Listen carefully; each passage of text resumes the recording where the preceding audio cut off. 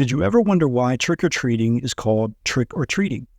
How about why people dress up in costumes on the last evening of October, going door to door asking for treats? Sticking a light or a candle in a carved-out pumpkin? Where did it all come from? Well, you can thank the Celts and the festival of Samhain for all of it.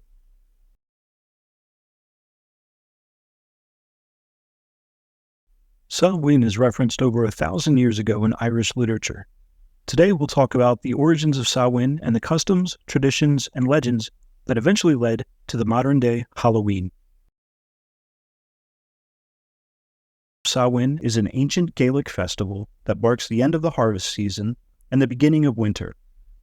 It's celebrated on the night of October 31st to November the 1st, halfway between the autumn equinox and the winter solstice.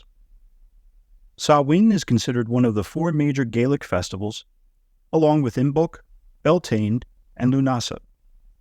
Historically, Samhain was a significant event in Celtic culture, particularly in Ireland, Scotland, and the Isle of Man. It was a time when livestock were brought in from the fields and slaughtered for the winter, and the final crops of the season were gathered. It was also believed to be a transitional time when the boundary between the physical world and the spiritual world was thin, allowing spirits and other supernatural beings to more easily interact with the living. Ritualistic bonfires were lit on hilltops during Samhain. While not very prominent today, bonfires do still occur during Samhain on the Isle of Man, parts of Wales, and various areas in Scotland. Bonfires were held to mimic the sun holding back the darkness of the coming winter months. It would also symbolically cleanse evil by burning and destroying harmful influences.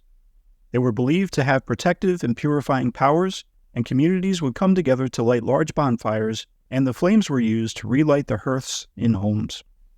Bonfires, rituals, and preparing for the winter months.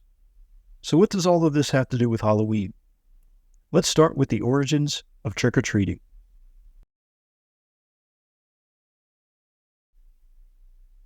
Trick-or-treating, as we know it today, was likely influenced by three traditions: mumming, guising, and souling.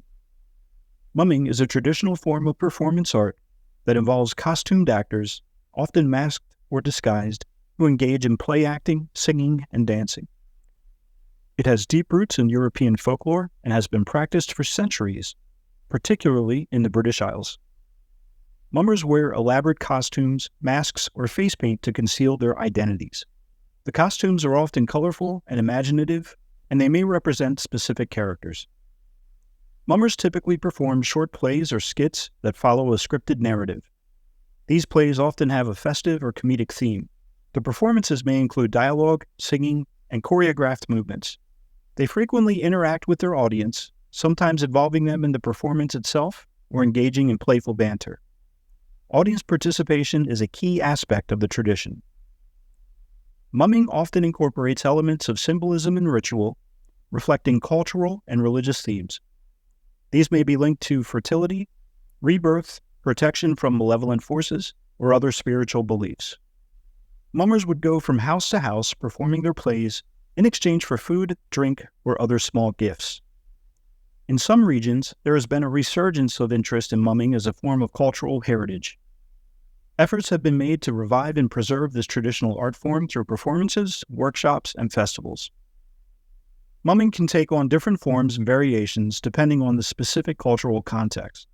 For example, in Newfoundland and Labrador in Canada, there's a strong tradition of mumming during the Christmas season, known locally as mummering. In some parts of England, mumming plays are associated with Plough Monday, a traditional agricultural festival that historically took place on the first Monday after the 12th day of Christmas. Like mumming, guising was also an act of dressing up in costumes and going door to door, but instead of performing plays, they would ask for materials for the bonfire or for food and drinks for the festival. Those participating in guising wear costumes to disguise themselves, and these costumes can range from simple outfits to elaborate disguises representing a wide variety of characters. In addition to wearing costumes, guisers might also perform a song, dance, or a short skit in exchange for their treats. This performance element is a unique aspect of guising, and it adds an interactive and entertaining component to the tradition. Guising has particularly strong roots in Scotland and Ireland. In these countries, it was an important part of the holiday festivities. Souling was a charitable practice in which poor people, often children and sometimes adults, would go door to door in their communities, especially in rural areas, and offer prayers for the souls of the departed in exchange for food, money, and other provisions. The soulers would often carry small, round, spiced cakes called soul cakes as they went from house to house. These cakes were made with ingredients like currants, spices, and sometimes saffron, and they were symbolic of the souls in purgatory. In exchange for the soul cakes, the soulers would sing or recite special songs known as soul songs or soul rhymes. These songs typically included verses asking for blessings for the souls of the departed and expressing gratitude for the offerings. The practice of souling was rooted in the Christian belief in the intervention of the living for the souls of the dead. It was believed that by offering prayers and acts of charity, the living could help the departed souls on their journey through purgatory. Over time, the practice of souling gradually merged with the emerging Halloween traditions. Halloween, with its focus on the supernatural and the thinning of the veil between the living and the dead, provided a fitting context for souling activities. Souling traditions contributed to the development of modern trick-or-treating. The custom of going door to door, receiving treats, and offering blessings or performances can be seen as a precursor to the modern Halloween practice. The practices of guising, mumming, and souling have all influenced modern trick-or-treating traditions, which involve children going from house to house in costumes asking for treats. The term trick-or-treat is used to imply that the children will play a trick on the homeowner if they didn't receive a treat. So what about carving pumpkins? The Celts carved faces into turnips and other root vegetables, hollowing them out and placing candles or other light sources inside. These vegetable lanterns were believed to have protective and guiding qualities. They were used to light the way for souls of the departed and to ward off malevolent spirits. Turnips were a common and readily available crop in the Celtic regions. They were relatively easy to hollow out and carve, making them a practical choice for creating lanterns. Their use in Samhain celebrations likely predates the arrival of pumpkins in Europe. The tradition of carving pumpkins into lanterns, more recently known as jack-o'-lanterns, originates from Samhain, and for that, you can thank at least in part the legend of Stingy Jack. The legend of Stingy Jack is an old Irish folktale that has become associated with the origin of the jack-o'-lantern tradition. It's a story that has been passed down through generations and has various versions. Here's one of them. Stingy Jack was known for being a deceitful and manipulative man, always looking for ways to take advantage of others. He was also known for his excessive drinking and was generally considered to be a troublemaker. One fateful night, Stingy Jack encountered the devil in a pub. He invited the devil to have a drink with him. However, Jack did not want to pay for the drinks, so he convinced the devil to transform himself into a coin so that way Jack could use it to pay for the drinks. The devil, always eager to add another soul to his collection, agreed. Once the devil transformed into a coin, Jack decided to keep the devil's coin next to a silver cross in his pocket, preventing the devil from returning to his original form. Jack eventually struck a deal with the devil, promising to set him free on the condition that the devil wouldn't bother Jack for another year, and if Jack should happen to die, the devil would not claim his soul. The following year, Jack tricked the devil again, this time getting the devil to climb a tree to pick a piece of fruit. While the devil was up in the tree, Jack carved a cross onto the trunk, effectively trapping the devil. Jack made yet another deal with the devil, this time extracting a promise that the devil would leave him alone for 10 years. Eventually, Stingy Jack died. When he arrived at the gates of heaven, he was denied entry due to his deceitful and sinful life. Jack then went to hell, but the devil, true to his word, wouldn't let him in either.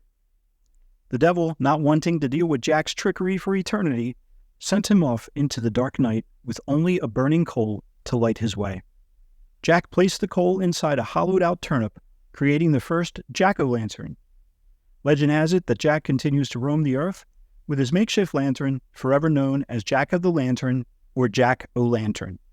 In Ireland and Scotland, people began carving their own lanterns out of turnips and potatoes to ward off Jack and other wandering spirits on Halloween night. When Irish immigrants came to America, they found that pumpkins were much more readily available and began using them to create jack-o'-lanterns, helping to popularize the tradition that we know today.